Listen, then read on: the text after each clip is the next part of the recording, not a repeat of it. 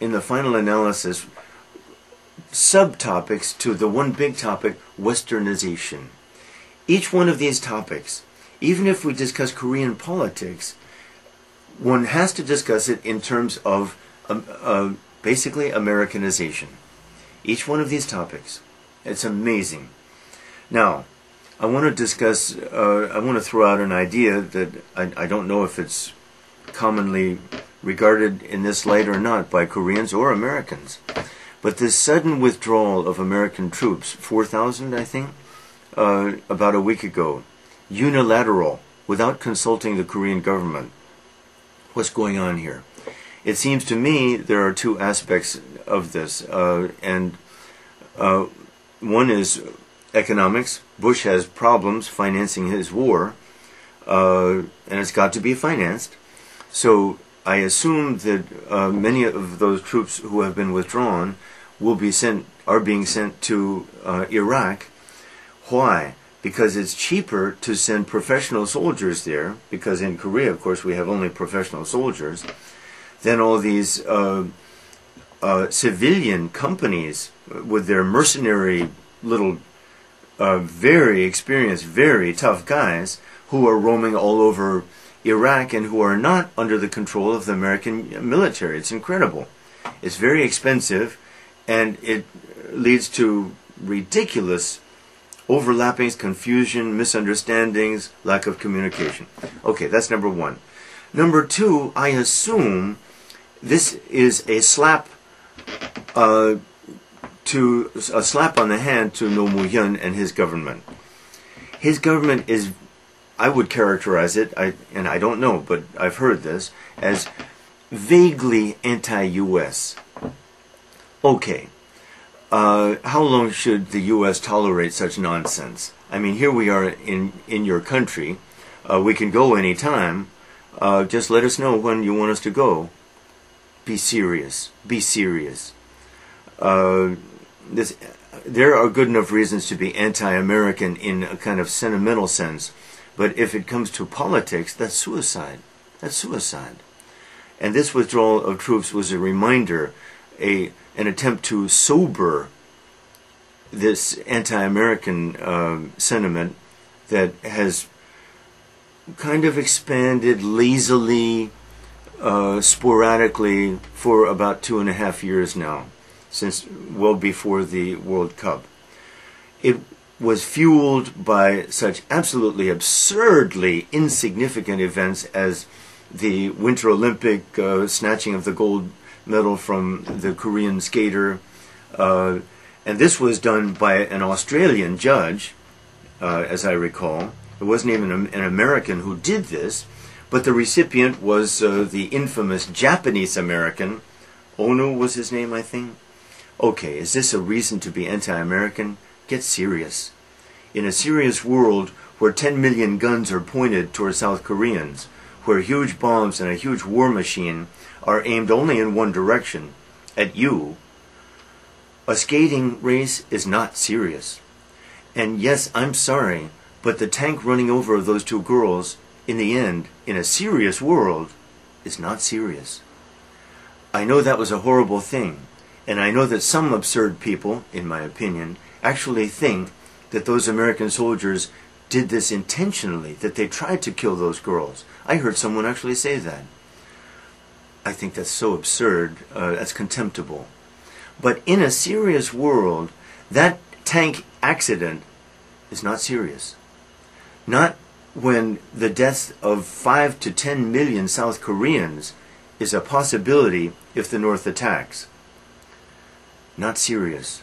And even the drunken driving incidents and the rape of a girl and things like this that happen in this with this male army in your country. It's regrettable that you and others need U.S. support. This U.S. support, I want to add something else. Why do we do this? Because it's in everyone's best interest. It's in ours, it's in yours, it's in Japan's, it's in China's, it's in the world's best interest that peace be maintained here. It's even in North Korea's best interest. In the end, a North Korean attack which would result in the deaths of, I assume, 5 to 10 million South Koreans, would be suicide. There would be nothing left of North Korea, and everybody knows it. In a serious world, the sudden withdrawal of 4,000 troops is not going to produce a North Korean attack. A North Korean attack remains an act of suicide. We will just level them. Our bombing resources, our military machine is just so devastating. And if we need more, we bring more.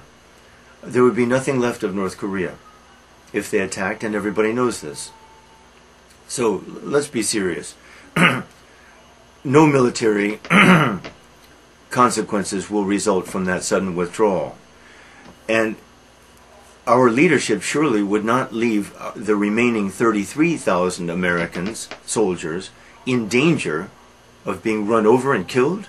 Will our leadership really do that? No. This was a political move, and economic, as I say, to remind Roh Moo-hyun and his sympathizers, especially the young radical followers, of serious things in a serious world.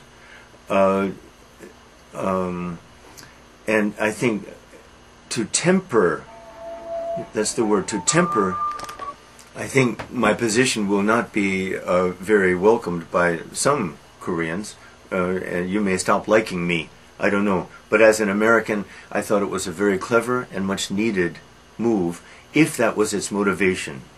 It sends a message to Koreans who are playing this anti-American game.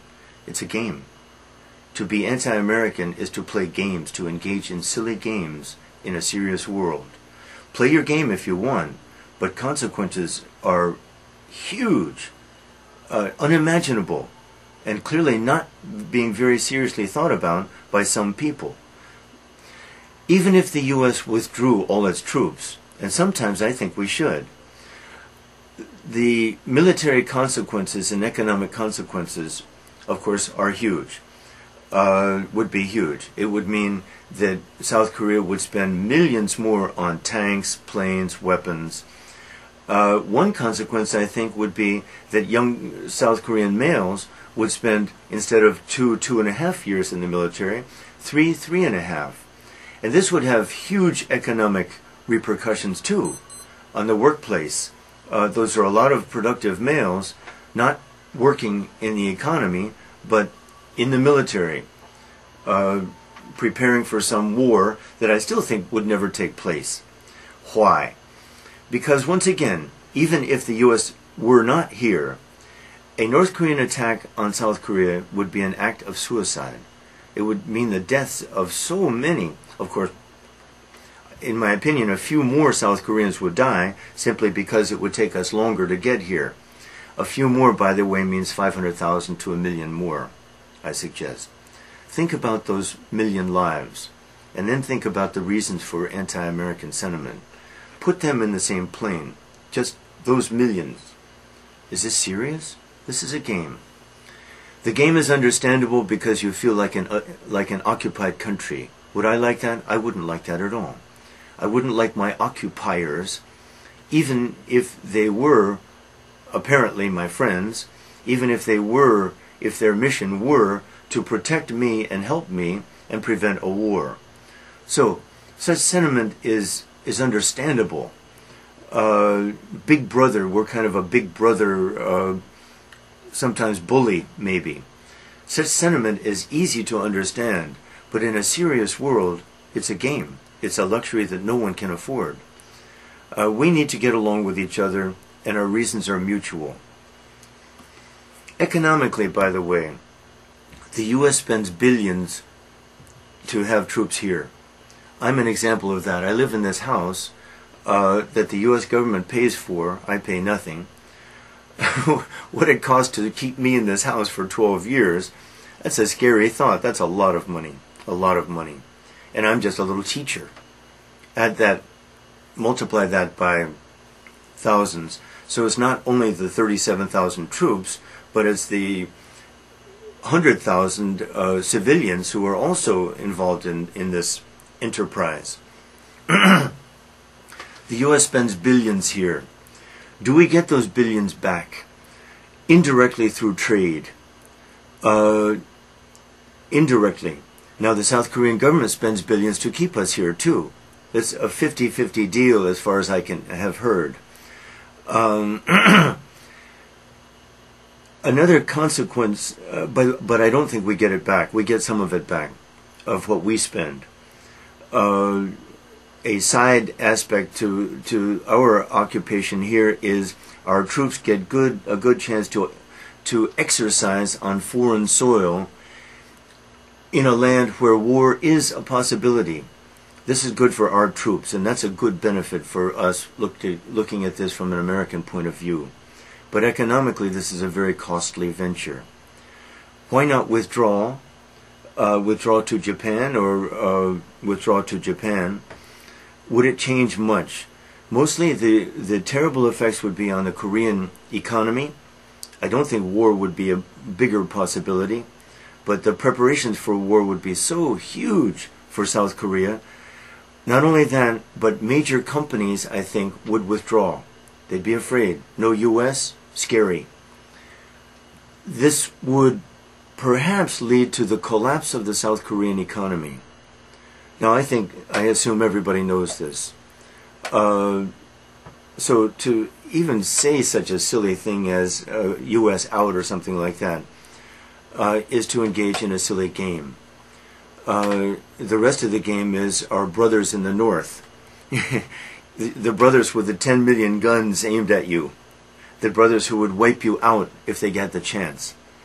The brothers who, if you reunited peacefully, would suppress your democracy, take it away, and multiply the number of prison camps, I think, and put you in them. No, it's not going to happen. It's not going to happen, and it would be an incredible disaster if it did happen. For you, for everyone. As a side note, a reunited Korea would mean a nuclear Japan. A nuclear Japan would mean a really dangerous world. I don't think Japan is an aggressor. In a world where the U.S. is dominant, Japan cannot go around attacking people. Japan is never going to attack Korea. My God, the whole world would pounce on Japan. There'd be no more Japan. No one's going to attack anybody because it means war. It means a U.S. attack, frankly. A related topic, by the way, is Americanization good? And I think probably it is good, but I think I talked about it a couple of weeks ago. If I didn't, I want to talk about it sometime. I hate to say it, it's a little embarrassing, but the U.S. is an agent for much more good than harm in the world, I think. Because of U.S. monitoring, fewer wars take place. And only minor wars have taken place, but I won't get into that topic. Anyway, thank you.